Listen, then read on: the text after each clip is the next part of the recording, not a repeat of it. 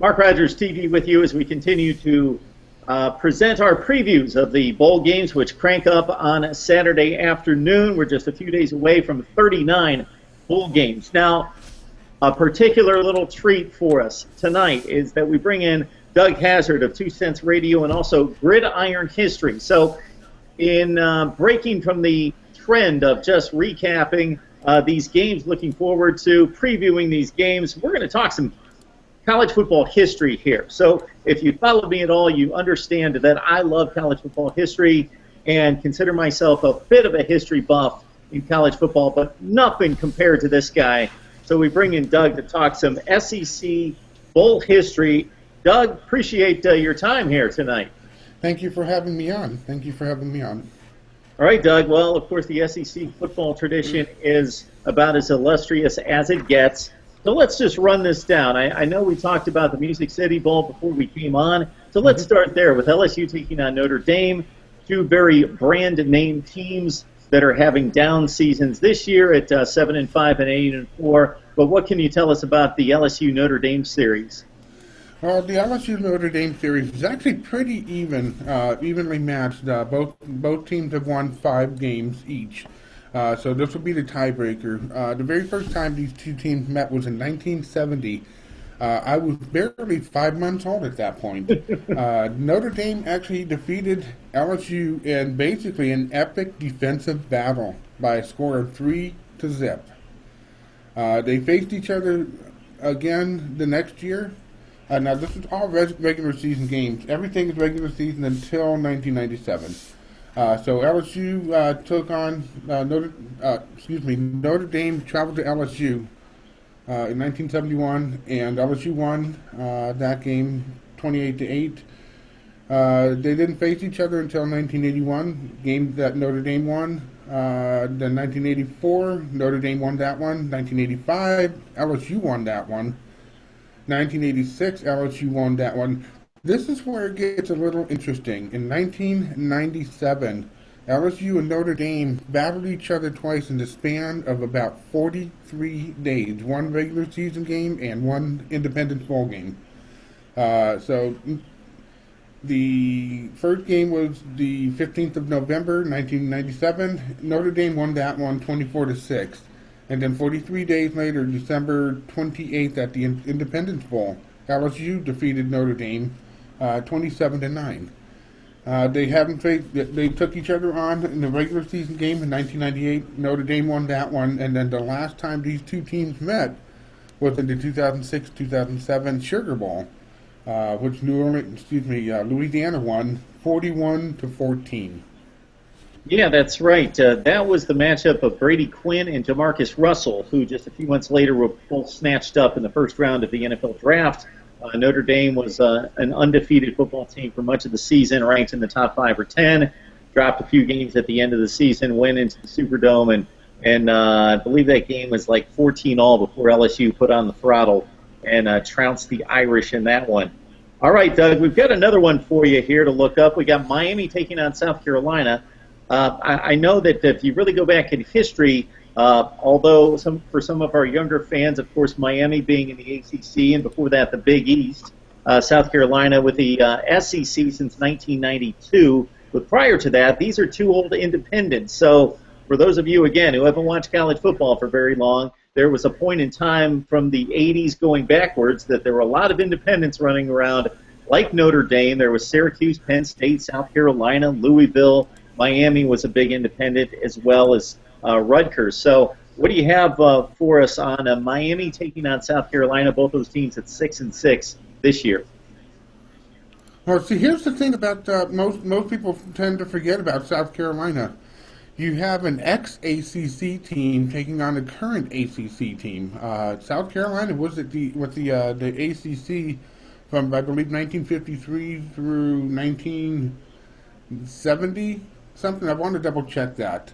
So this is a really interesting matchup. Now these two teams have faced each other already 15 times. Miami leads the series 8 wins, 5 losses, and 2 ties. So this is a really interesting. This isn't the first time these two have met.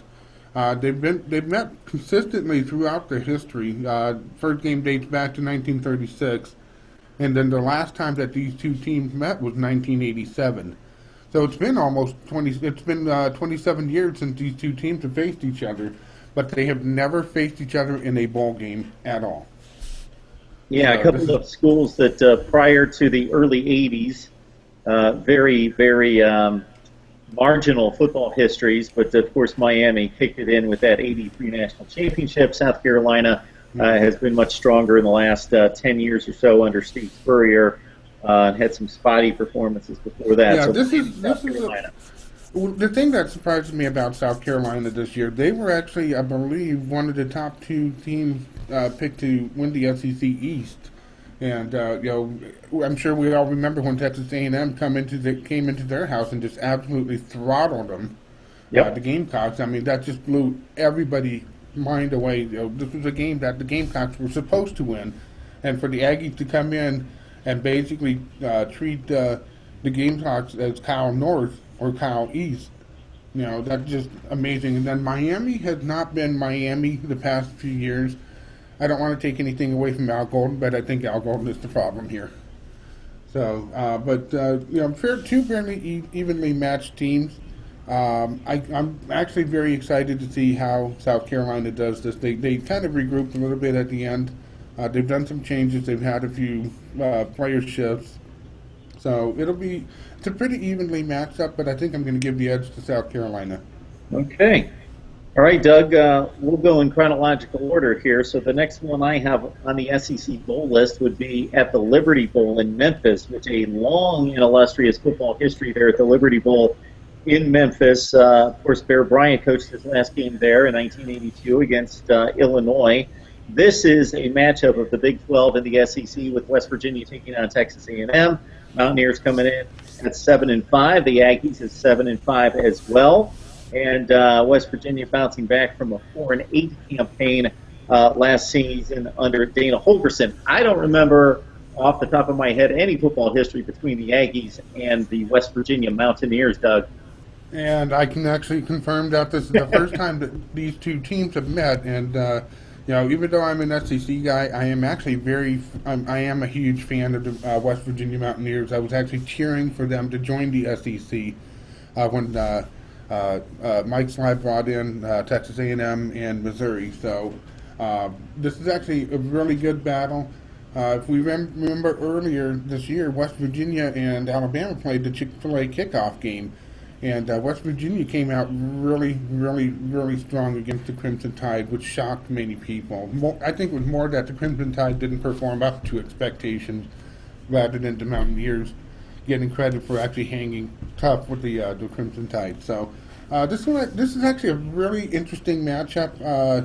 The only thing that I'm going to advise Mountaineer fans, leave the couches at home, leave the lighters at home. That's great. All right, Doug, I'm going to put you to work here because you know as well as I do, and our younger football fans out there won't know this, but there is a long and storied history between Arkansas and Texas.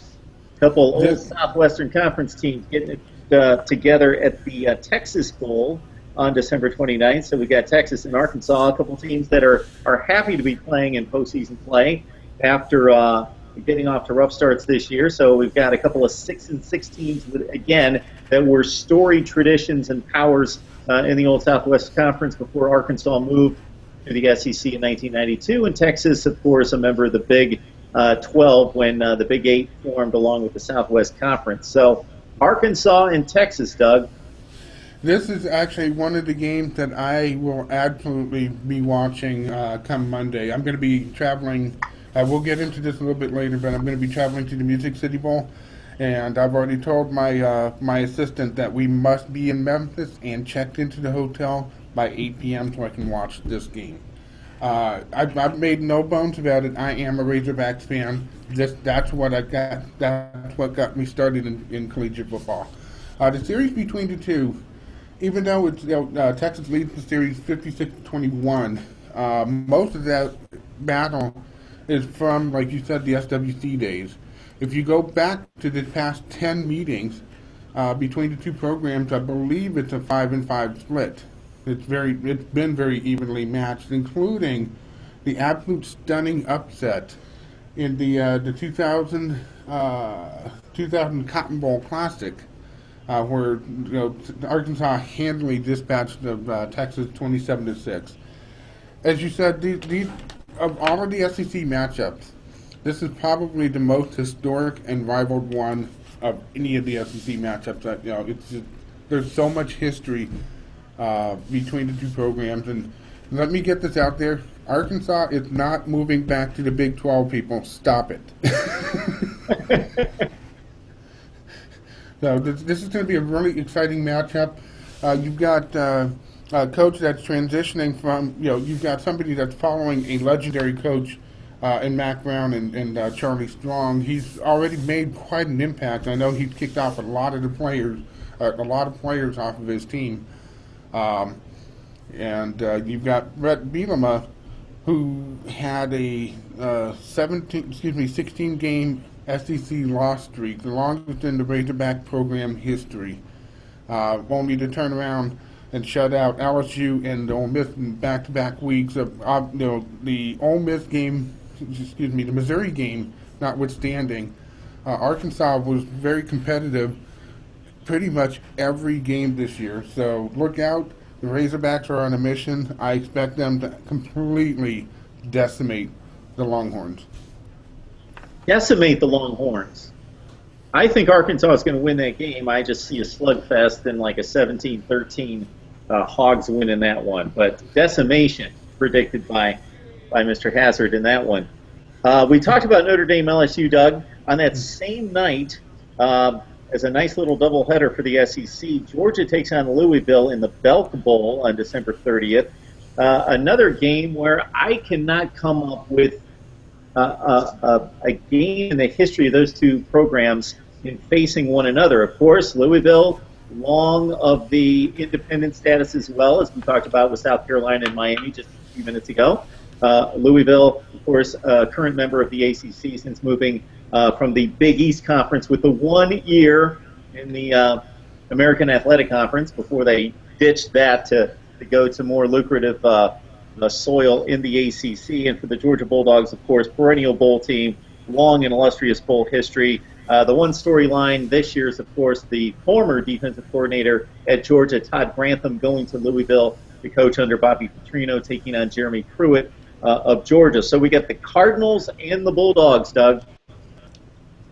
Well, like you said, this is the first meeting between the two programs. And Louisville getting Bobby Petrino back for a second run is a really interesting move on their part. Especially given Bobby Petrino's history. As far as Georgia's concerned, they've had their own issues this year. They were, I believe, one of the other teams picked to win the SEC East, and for them to basically end up at a 9-3 and looking to the Razorbacks to defeat Missouri so that Georgia could become the SEC East champs. Obviously, that didn't happen. So again, this is a really interesting matchup between the two programs. You've got a hothead of a coach taking on a very mellow and relaxed coach. So it's going to be interesting to see the coaching styles and an offensive philosophy versus a defensive philosophy. So this one is too close to call. Honestly, I would probably say that Georgia might edge out, but it wouldn't surprise me if Louisville put some numbers up on the board. Right, Doug. All of Mississippi is going to be gathered around their TV sets on New Year's Eve because they've got their two schools playing. Ole Miss has the early game in what is probably the most anticipated non-college football playoff semifinal game as Ole Miss takes on TCU. The Rebels and the Horned Frogs, I cannot come up with any games, at least in the history that I've been watching college football in the recent decades, of Ole Miss taking on TCU. So if you can dig one up there for us, I would love to hear about Ole Miss TCU. Okay, well, actually, Ole Miss leads the series versus TCU 5-1, but you're absolutely right. The last time that they met was basically when the modern era was actually defined. They started meeting in 1948, and that was actually a bowl game. Their very first meetup was a bowl game, and that was actually called the Delta Bowl. So for those of you that are not familiar with old, smaller bowl games, go look it up. 1949, Ole Miss won the 1948 meetup. The only win that TCU has ever had came in 1949. It was a regular season win, and it was actually within a touchdown. TCU defeated Ole Miss 33-27. They faced each other in 1950, 1956, 1982, and 1983. The game in 1956 was also a bowl game, and that was actually the Cotton Bowl. So you have a team that literally got left out of the playoffs in TCU. Many people don't agree with that decision, myself included. I think that they should have been ranked higher than Ohio State personally, but that's neither here nor there. Ole Miss started out, if you remember, both Mississippi State and Ole Miss started out, I believe, 6-0 records, which had never been done in the history of both programs at the same time. Yeah. They both came off strong. Obviously, Mississippi State came off stronger than Ole Miss, and that those two losses, that especially that Egg Bowl, Ole Miss has got to be celebrating the fact that Mississippi State is not in the playoffs because of that. There was no way that Mississippi State was going to make the SEC the SEC championship game as the West representative because of the loss to Alabama, which was their other loss of the year. So both of their losses came to, I believe, top 15, top 20 teams this year. So this is a really good matchup between Ole Miss and TCU as far as that's concerned. This is going to be another, this is going to be an offensive scoring game. I expect the score to, the combined score to reach at least 80. It could even go higher, but, I won't even try to pick a winner here, because, trying to get Hugh Freeze, pick between Hugh Freeze and Gary Patterson. No, can't do it. All right, Doug, a little bit later that night, we've got the Orange Bowl with Georgia Tech taking on Mississippi State. I do remember these two programs tangling around 2005-ish, somewhere in that range, and I think Tech beat them home and home, both in Atlanta and in Starkville. And as you alluded to just a few minutes ago, Mississippi State coming off one of its best seasons in program history. I was down there covering the Bulldogs in 1999 when they finished 10-2. After defeating Clemson in the Peach Bowl that year. I don't think they've won an SEC championship since 1941, something like that off the top of my head. That sticks in my mind. But we got Georgia Tech taking on Mississippi State. And again, two programs that in recent times are used to playing in bowl games, but not this sizable of a bowl game, although Georgia Tech did play Iowa about 5 years ago in the Orange Bowl. Well, this is actually this will be the fifth time these two programs have met. The first two times was when Georgia Tech was in the SEC. Many people tend to forget that Georgia Tech was an SEC program at one point, and that was, I believe, 1908 and 1929. So that's some serious history back there. And then, like you mentioned, they met in 2006 for a regular season game here in Atlanta. And then in 2009, it was at Starkville, Mississippi. And again, with Georgia Tech, basically owns a 4-0 record against the Bulldogs. But this is a different Bulldog team. This is one that was expected. Once they went on their 7-0 streak, 8-0 streak, 9-0 streak, I think they lost the ninth game. many people were expecting that Mississippi State was going to be the number 3 team in the playoffs. So, Georgia Tech, Paul Johnson, he amazes people.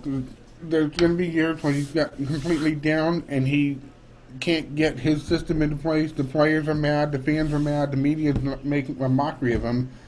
And then he goes out and falls a year like this one where they're basically playing in what used to be a BCS bowl.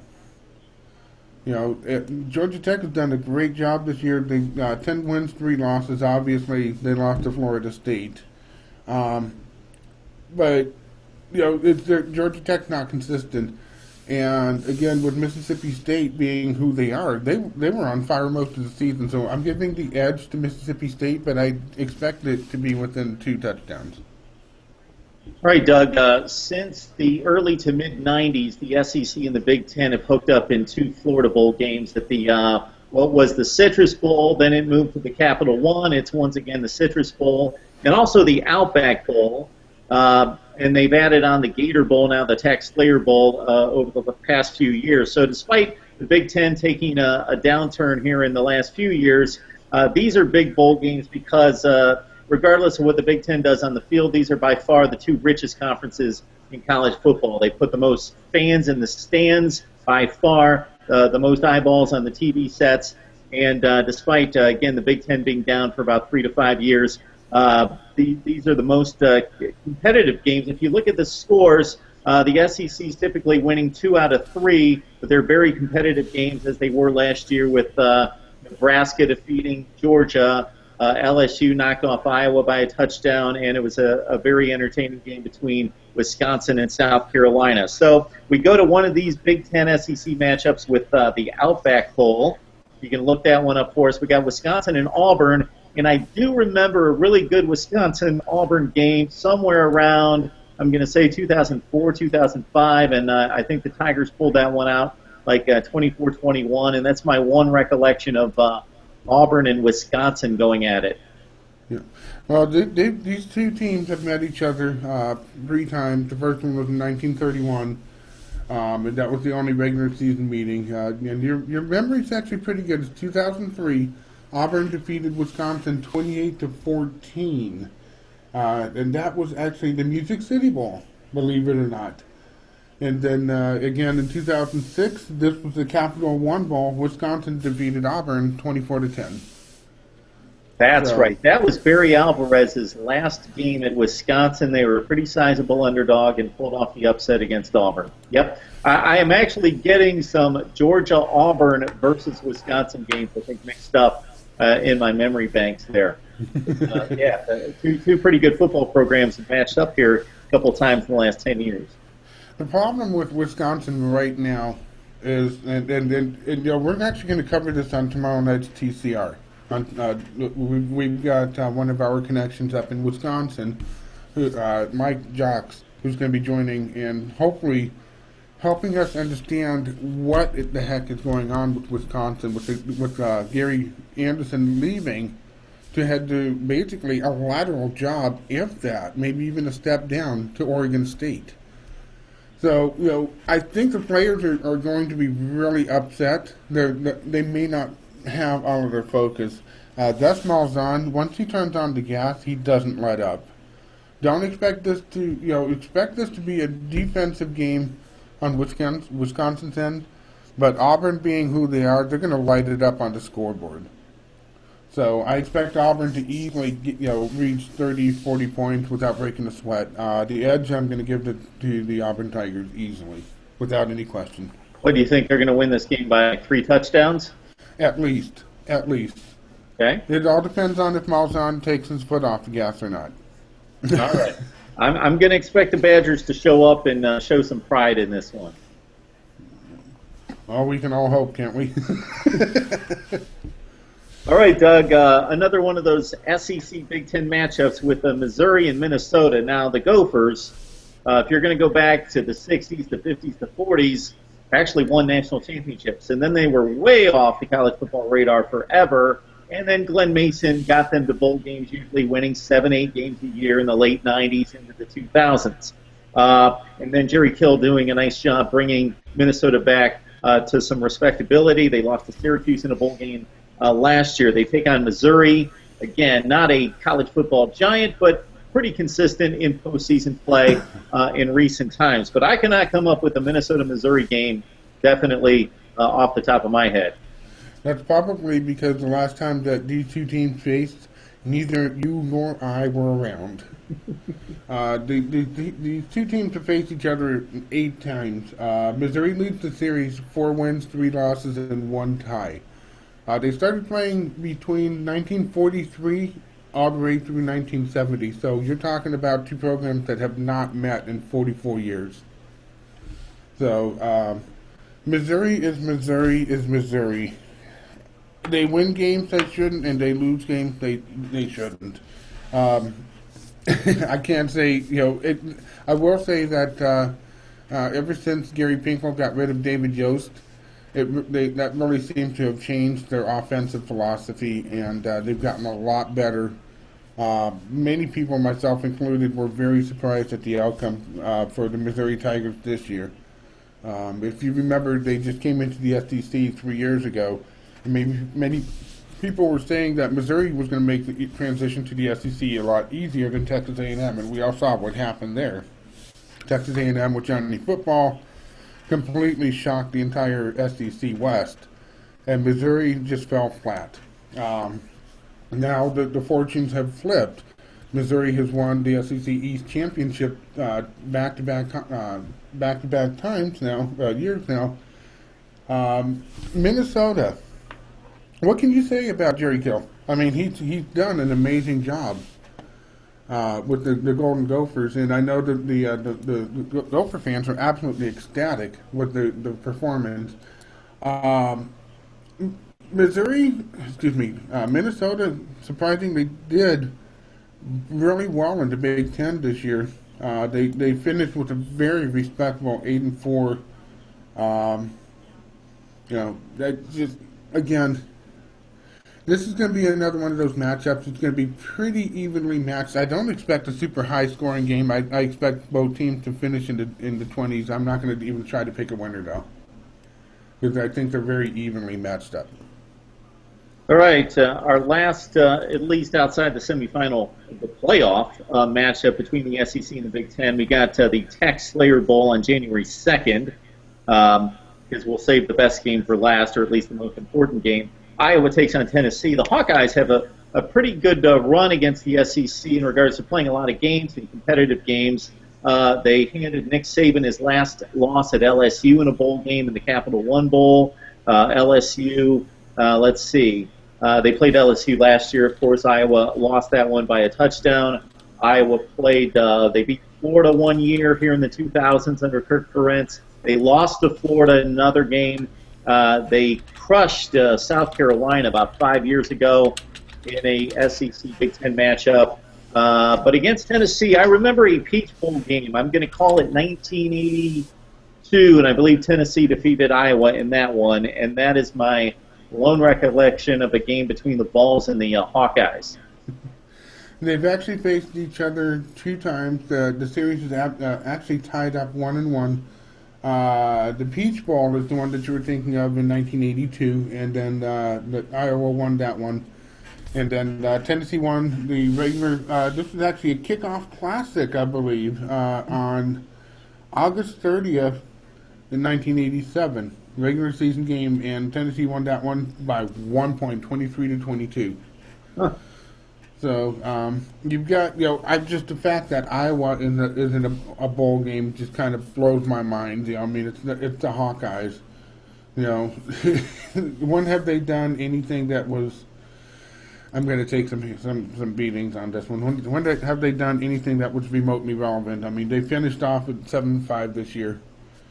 They're not world beaters. So, but the fact that they're going to a bowl game and playing Tennessee, who is on an upswing right now, is pretty amazing. I think Butch Jones is going to go ahead and kind of put the Hawkeyes back in their coop. Okay. Doug, I would take exception with that, just to say that Iowa's been relevant more recently than Tennessee has.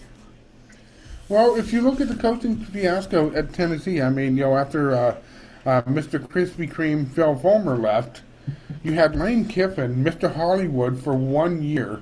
Yep.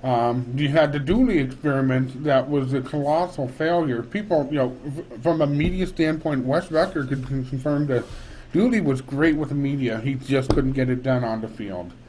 And now they've got Butch Jones, which I believe came from Cincinnati. I could be wrong by that about that. Yep. But he did a great job in Cincinnati, so it's no surprise that the SEC, that Tennessee picked him up. And just like Rhett Bielema, it's going to take time to get his system and his players in, get them brought up to speed, get the riffraff out of the program, and bring respectability back to Tennessee. Give Tennessee about 2 or 3 more years, and I guarantee you they will be one of the top teams in the SEC East again. Okay. Yes, Iowa's not in a situation where they're going to compete for national championships. They just don't have the recruiting base, the talent that they can bring to Iowa. 7-5 is pretty much what they're stuck in for most of the time. But as recently as 2009, they won the Big Ten, they won the Orange Bowl, and I mentioned some pretty impressive wins over the SEC in the last decade. So Kirk Ferentz, considering what he's got to work with there, I think he does a decent job there in Iowa City. But the Hawkeyes, yeah, they're going to win 7 or 8 big games a year and compete with Minnesota for 2nd or 3rd or 4th place in that division.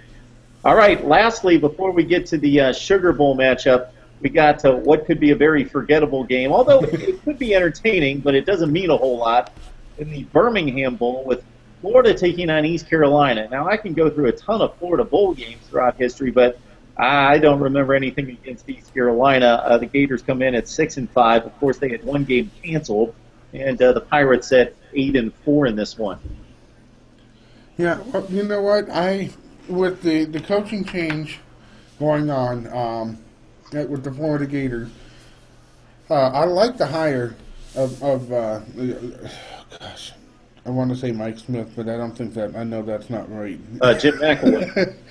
But I like the new Florida Gators hire, the guy that came from Colorado State. Jim McElwain.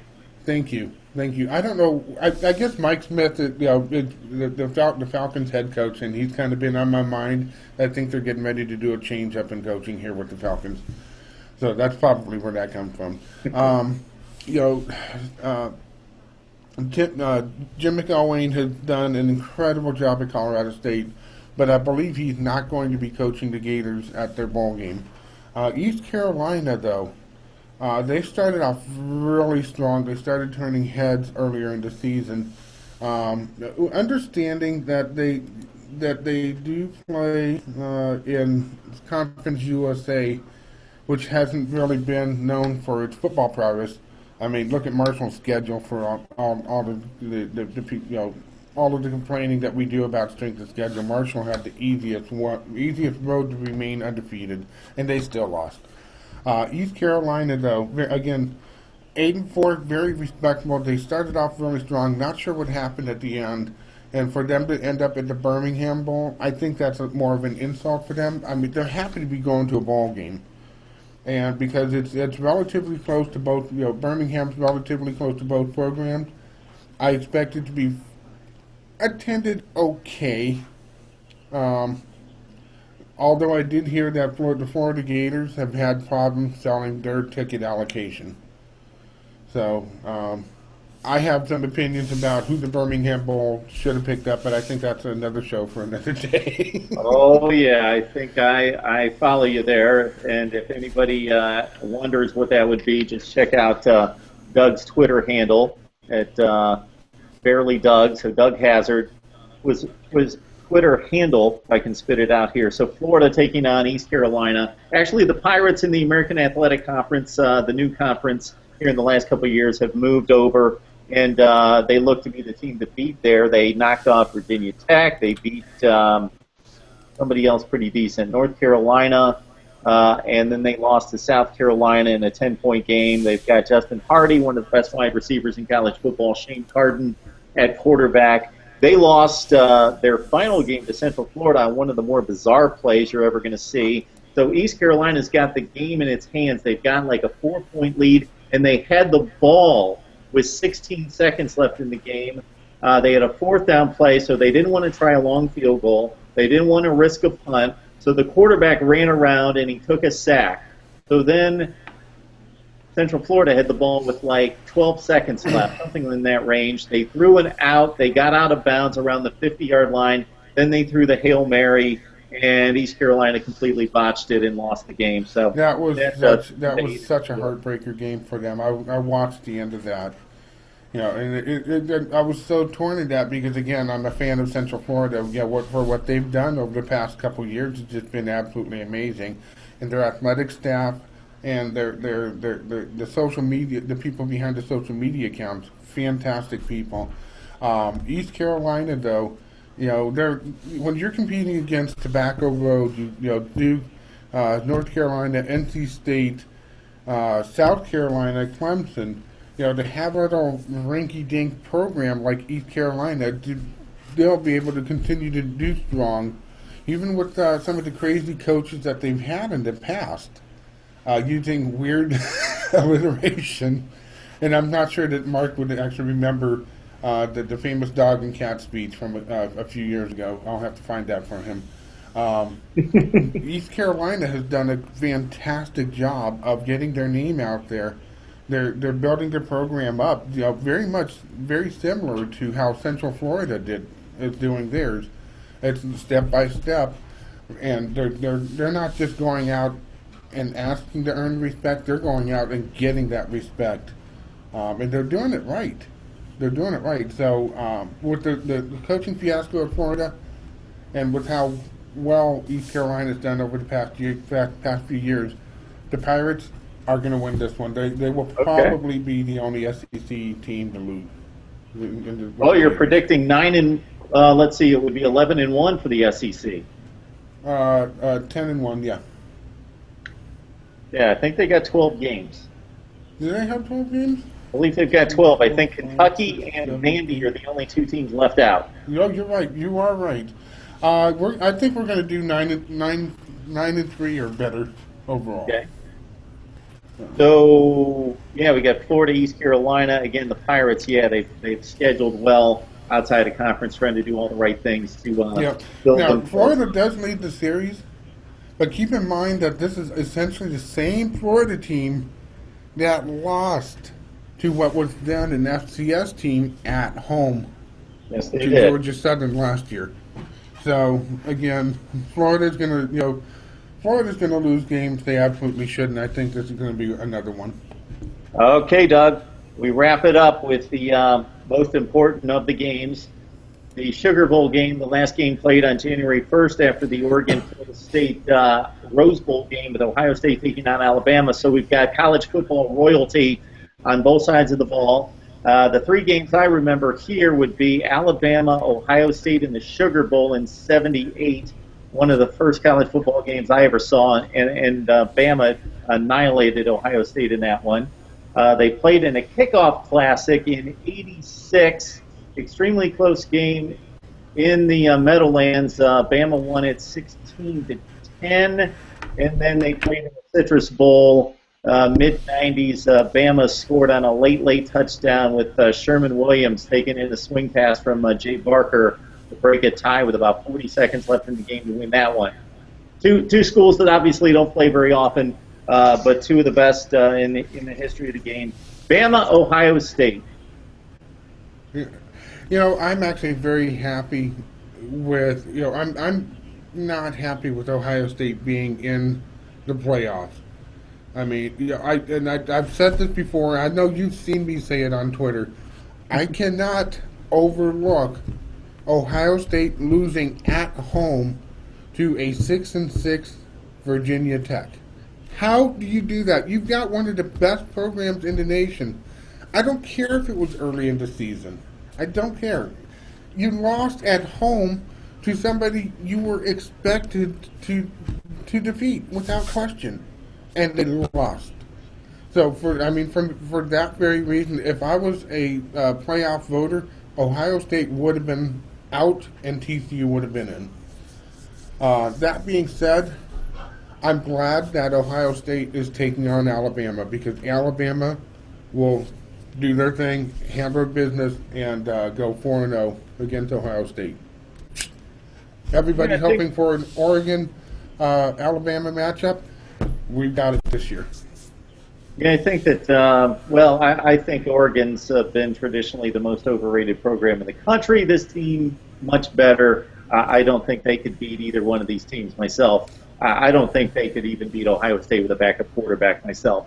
But I think Alabama's got the best football team in the country because I just think it's similar to what we've seen with Oregon when they played an Ohio State team in the Rose Bowl 5 years ago and were racking up 50-some points a game, and Ohio State held them to 17. I think it's similar to when Oregon played Auburn in the national championship game, or played LSU in a season opener, or played Stanford a number of times when Stanford had the type of playmakers and the type of strength on defense and in the offensive line. I just think that Oregon, when they come up against most likely Alabama, is just going to see the type of athletes that can deal with their athletes, plus just grown men up front in the trenches that are just going to push them all over the place, and I think Alabama's going to do that. Back to this game, I think Ohio State has two big issues, one being that they've got a third-string quarterback playing, and even though he played well against Wisconsin, he threw the ball 17 times. Not much was asked of him and didn't need to be asked of him, and I just think he's in over his head. It's the second start of his career, and the kid's a third-string quarterback. And then the other thing is, if you look at the Ohio State roster, of course, Urban Meyer has done a great job supplementing what Jim Tressel already had there in terms of talent, but they got a sophomore at running back. They've got freshmen and sophomore wide receivers. They've got a freshman who's their biggest playmaker on offense at wide receiver. They've got sophomores and freshmen all over the secondary. Their best defensive player, Joey Bosa, one of the best in the country, he's still a sophomore. This is going to be a team for 15 in 2016. They might be overshooting by a year here in being ready for this kind of game. All I know is that at the end of the day, I want Alabama to handle business, and I want Oregon to handle their business. The last thing that I think anybody in the SEC wants is Florida State to declare themselves the state of Alabama national champion. They will do it, considering last year's BCS championship. Yep. And if they somehow manage to defeat Alabama this year, which is a long shot, Alabama doesn't make too many mistakes. So again, between Alabama and Ohio State, I think Ohio State's going to have issues moving the ball. Maybe we might even see a repeat performance, aka LSU, from a few years ago, where LSU couldn't even get the ball over the 50-yard line, except for like maybe one or two times in the game. And I think Ohio State's going to have that same problem this year. Okay, we shall see, Doug. This was an interesting video segment for us, Doug, because we typically have guys on and we preview the games, but to get that historical aspect to it and with a lot of great history to dive into with particularly Arkansas, Texas, and some other bowl matchups, it was fun for me to go that route. So we got Doug Hazard of 2 Cents Radio and also Gridiron History joining us tonight. So, Doug, we appreciate the information and the insight, sir. It's been my pleasure. And everybody, real quick parting shot. Everybody says that past history has nothing to do with how well a team does now or in the future. I respectfully disagree. My history research bears out that everything you've done in the past has a direct bearing on what you're doing now and where you will be going in the future.